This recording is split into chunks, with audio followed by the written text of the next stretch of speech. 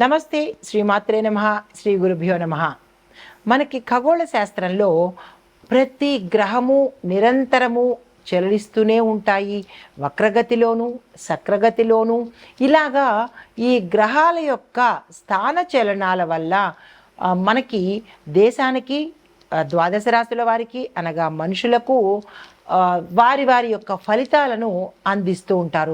అయితే ఇప్పుడు మనకి జూన్ నెలలో 2 వస్తున్నాయి. ఒకటి శని తిరోగమన దిశలో స్వరాశికి వెళ్ళడము. ఇక రెండవది అంటే ఇప్పుడు ప్రస్తావించేది జూన్ నెలలో 2 మనకి జూన్ నెలలోనే జరుగుతున్నాయి.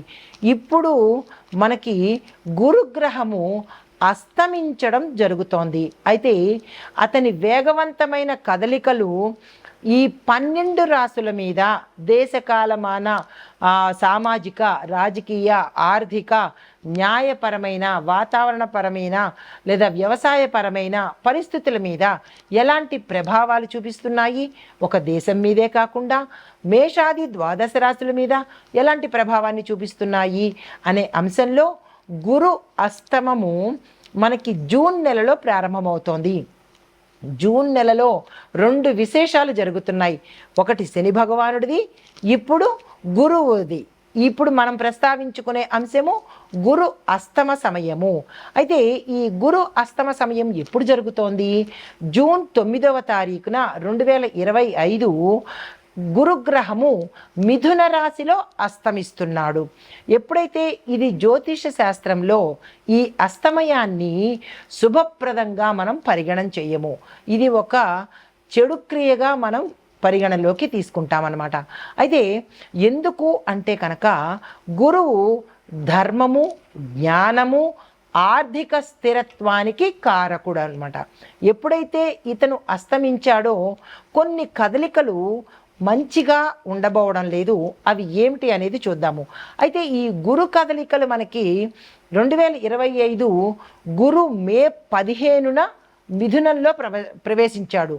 గత నెల 15వ తారీఖున మిథునంలోకి ప్రవేశించి ఈ జూన్ 9న మిథునం నుంచి కర్కాటకంలోకి మారుతూ ఎప్పటి వరకు ఉంటాడు? డిసెంబర్ 4వ తారీఖు వరకు, అనగా June, July, August, September, October, November, December 4వ తారీఖున మళ్ళీ మిథునంలోకి రివర్స్లో ట్రాన్సిట్ అవుతాడనమాట. ఇది చాలా విశేషమైన ట్రాన్సిషను. ఇది ఎప్పుడు జరగనటువంటిది అనమాట, ఇన్ని నెలలు అనేది. అయితే ఈ కదలికలతో ఒక ఎత్తు అయితే కనుక ఇదే నెలలో అనగా జూన్ నెలలో 7వ తారీఖున శని తిరోగమనం చేస్తున్నాడు. ఎప్పుడైతే శని తిరోగమనం చేస్తున్నాడో అది దాని గురించిన ప్రస్తావన మనం తర్వాత చెప్పుకుందాము. అయితే ఆర్థిక వ్యవస్థ మీద, వ్యవసాయం మీద, ప్రభుత్వ విధానాల మీద ఈ ప్రభావం చూపిస్తుంది. ఇప్పుడు మనం ప్రస్తావించుకునే అంశం ఏంటంటే గురు అస్తమయ సమయము. ఈ గురు అస్తమయ సమయము మేషాది ద్వాదశ రాశుల వారికి ఎలాంటి ప్రభావాన్ని చూపిస్తోంది? వ్యక్తిగతంగాను లేదా ఆ రాశిలో ఉండే ప్రతి ఒక్కళ్ళకి ఎలాంటి శుభాశుభ ఫలితాలు ఉంటున్నాయి, పరిహారాలు ఎలా ఉంటున్నాయి, ఏమిటి చేయాలి అనే అంశాలని మనం ఇప్పుడు చూడబోతున్నాం. ఇప్పుడు గురు అస్తమ సమయం మనకి జూన్ 9వ తారీఖు 2025న గురు మిథున రాశిలోకి అస్తమయం చెందుతున్నాడు. మిథున రాశిలో నుంచి కర్కాటకంలోకి ప్రవేశం చేస్తూ అస్తమయం కూడా జరిగే అవకాశం కనబడుతోంది. అయితే ఈ విశేషము మేషాది ద్వాదశ రాశుల వారికి ఎలా ఉండబోతోంది అంటే కనుక, అయితే ఈ గురు అస్తమయం మనకి జూన్ 9వ తారీఖున జరగబోతోంది. ఈ ఫలితాలు ఎలా ఉండబోతున్నాయి అంటే దేశ కాలమాన సామాజిక, రాజకీయ, ఆర్థిక, న్యాయ, వ్యవసాయ, వాతావరణ పరిస్థితుల మీద ఎలాంటి ప్రభావాన్ని చూపిస్తోంది? ఇందాక మనకి ఇప్పుడు మేషరాశి వారికి అంటే ద్వాదశ రాశుల వారికి మనుషులకే కాకుండా దేశాల్లో ఉండే పరిస్థితులకు కూడా ఈ యొక్క గ్రహాల ఫలితాలు ఉంటాయి అని చెప్పడానికి ముందుగా ఆర్థిక పరిస్థితి చూసుకున్నట్టయితే బ్యాంకింగ్ రంగంలో అస్థిరత ఏర్పడుతుంది. అంటే ఒక స్థిరమైన పాలసీస్ అనేవి ఉండవు. స్టాక్ మార్కెట్లో ఒడిదుడుకులు కనబడుతున్నాయి, అంటే ఫ్లక్చుయేషన్స్, ఒకసారి హై ఒకసారి లో, ఇలాంటివి కనబడుతున్నాయి, జాగ్రత్తలు తీసుకోవాలి. అయితే రాజకీయ పరంగా చూసుకున్నట్టయితే కనుక నాయకత్వాలలో మార్పులు రావడము, ప్రభుత్వ విధానాల్లో కూడా మార్పులు, అమెండ్మెంట్స్, చేంజెస్ కూడా కనబడుతున్నాయి.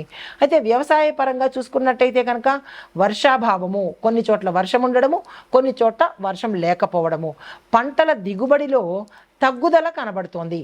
అంటే రైతులకు ఇది చాలా కష్టమైన కాలము. 100 బస్తాల దగ్గర 50 బస్తాల పంట మాత్రమే వచ్చే స్థితి కనబడుతోంది. బికాజ్ ఆఫ్ మనకి వర్షం లేకపోవడం వల్ల దానికి రైతులు ప్రత్యామ్నాయ మార్గాలు తప్పనిసరిగా చూసుకోవాలి. అయితే వాతావరణం పరిస్థితి చూసుకున్నట్టయితే కనుక సునామీ రావడము, తుఫాన్లు వంటివి ప్రకృతి విపత్తులు, ప్రకృతి వైపరీత్యాలు యొక్క ప్రమాదము మనకి పొంచి ఉంది, జాగ్రత్తలు తీసుకోవాలి. సామాజిక పరంగా చూసుకున్నట్టయితే ప్రజలందరూ కూడా మానసిక ఒత్తిడి, అశాంతికి గురవ్వడము, ఆరోగ్య సమస్యలు ఎక్కువగా ఉండే అవకాశాలు ఇక్కడ ప్రస్ఫుటంగా కనబడుతున్నాయి, జాగ్రత్తలు తీసుకోవాలి. అయితే సలహాలు ఏంటంటే సమస్యలు అయితే ఉన్నాయి, మరి దానికి సంబంధించిన ప్రత్యామ్నాయాలు ఏంటంటే ఆధ్యాత్మిక సాధన, ప్రతి ఒక్కళ్ళు ధ్యానము, యోగము, జపము, దైవభక్తి పెంపొందించుకోవాలి. మోసాలకు దూరంగా ఉండే ప్రయత్నం చేయండి. నమ్మిన వారిని మోసం చేసే ప్రవర్తన నుంచి మార్చుకోండి. న్యాయబద్ధంగా ఉండే ప్రయత్నం చేసుకోండి. శని భగవానుణ్ణి ఎప్పుడూ గుర్తుపెట్టుకునే ప్రయత్నం తప్పనిసరిగా చేసుకోండి. అయితే ఆరోగ్య సంరక్షణ చేసుకోవాలి అంటే కనుక ఆహారంలో నియమాలు పాటించండి. ఎక్కడ పడితే అక్కడ తినేయకుండా, ఏది పడితే తినేయకుండా ఆహారంలో నియమ నిబద్ధతలు పెట్టుకోండి. తరువాత వ్యాయామం చేయండి, ఎక్సర్సైజ్ చేయండి. తినేయడం పడుకోవడం కాకుండా, లేదా అంటే తినేయడము ఊరుకోవడం కాకుండా శరీరానికి తగిన శ్రమను ఇచ్చే ప్రయత్నం చేసుకోండి. అయితే ఆర్థిక నియంత్రణలో ఎలా చూసుకోవాలంటే కనుక ఖర్చులను నియంత్రించుకోండి, పొదుపును ఎక్కువగా పెంచుకునే ప్రయత్నం చేసుకోండి. తర్వాత సంబంధాలు, రిలేషన్స్, అది ఫ్రెండ్స్ కావచ్చు, కుటుంబంలో కావచ్చు, ఎవరైనా కావచ్చు, సంబంధాలని పరిరక్షణ చేసుకునే ప్రయత్నం తప్పనిసరిగా చేసుకోండి. కుటుంబంలోనూ స్నేహితులతోనూ సమయం ఎక్కువగా గడిపే ప్రయత్నం చేయండి. వారి మాటకు విలువ ఇచ్చే ప్రయత్నం తప్పనిసరిగా చేసుకోండి. తర్వాత ప్రయాణాల దగ్గరికి వచ్చేటప్పటికీ ఒక ప్లానింగ్ అనేది పెట్టుకోండి. ముందుగా ప్లాన్ చేసుకోండి. ఈ సమయానికి వెళ్ళాలంటే ఇలా వెళ్ళాలి. దీంతో పాటు జాగ్రత్తలు కూడా తీసుకోండి. సపోజ్ మధ్యలో ఏదైనా ప్రమాదం జరిగితే ఏం చెయ్యాలి అనేది ప్లాన్ చేసుకోవడము, దానికి సంబంధించిన జాగ్రత్తలు తీసుకోవడము, ఇలా ప్రయాణాల పట్ల జాగ్రత్తలు కూడా తప్పనిసరిగా ప్లానింగు, జాగ్రత్తలు తీసుకోండి. ఇందాక చెప్పిన సమస్యలకు ఇప్పుడు పరిహారాలు, సలహాలు అన్నమాట ఇవి. వీటిని పాటించుకున్నట్టయితే ఈ సమయాన్ని, అంటే గురు అస్తమ సమయాన్ని మనము దీనికి సంబంధించిన పరిహారాలను పాటించుకున్నట్టయితే కొంత ఉపశమనం కలిగే అవకాశాలు ఎక్కువగా గోచరిస్తున్నాయి. ఇవన్నీ పాటించుకోండి, దైవధ్యానం పెంచుకోండి, పారదర్శకంగా ఉండండి. నమ్మిన వాళ్ళని మోసం చెయ్యడము అనే అలవాటు నుంచి మార్చుకునే ప్రయత్నం చేసుకోండి. నమ్మారు కదా అని మోసం చేసే ప్రయత్నాన్ని వదులుకొని శని భగవానుణ్ణి ఎప్పుడూ గుర్తుపెట్టుకునే ప్రయత్నం చేసుకోండి. ఆయన ధర్మ పరిరక్షకుడు కాబట్టి, కర్మ ప్రదాత కాబట్టి, మీరు ఏ పని చేస్తారో అదే ఫలితాన్ని ఇస్తాడు. జాగ్రత్తగా మెలిగి అందరూ గ్రహాల యొక్క అందున ప్రత్యేకంగా శని భగవానుడిని, గురుగ్రహం యొక్క అనుగ్రహం పొందాలని కోరుకుంటూ, తదుపరి రాశి వృశ్చిక రాశి. ఈ వృశ్చిక రాశి వారి యొక్క ప్రభావం ఎలా ఉందంటే వ్యవహారాలలో జాప్యము, లేట్ అయ్యే అవకాశం కనబడుతోంది. ఎందుకంటే శని ప్రభావం వల్ల శని భగవానుడు ఏ విషయాన్నైనా లేటుగా చేస్తాడు, మందగమనుడు కాబట్టి మీరు ఏ పనైనా త్వరగా కావాలి అంటే కనుక శని భగవానుడికి పూజ చేయించుకొని, అది మరీ ఇంపార్టెంట్ పని అయితే కనుక శని భగవానుడికి పూజ కానీ, దానం కానీ, జపం కానీ, లేదా అభిషేకం కానీ, ఇలాగా ఆ స్వామికి సంబంధించినటువంటి పరిహారం చేసుకుని దాన్ని మొదలుపెట్టినట్టయితే కనుక కొంత ఉపశమనం కలిగే అవకాశం కనబడుతోంది.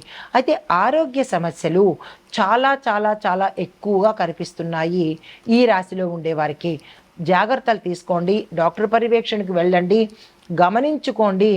మీ విషయంలో కానీ మీ ఇంట్లో పెద్దలు కానీ ఈ రాశిలో ఉంటే కనుక జాగ్రత్తలు తీసుకునే ప్రయత్నం తప్పనిసరిగా చేసుకోండి.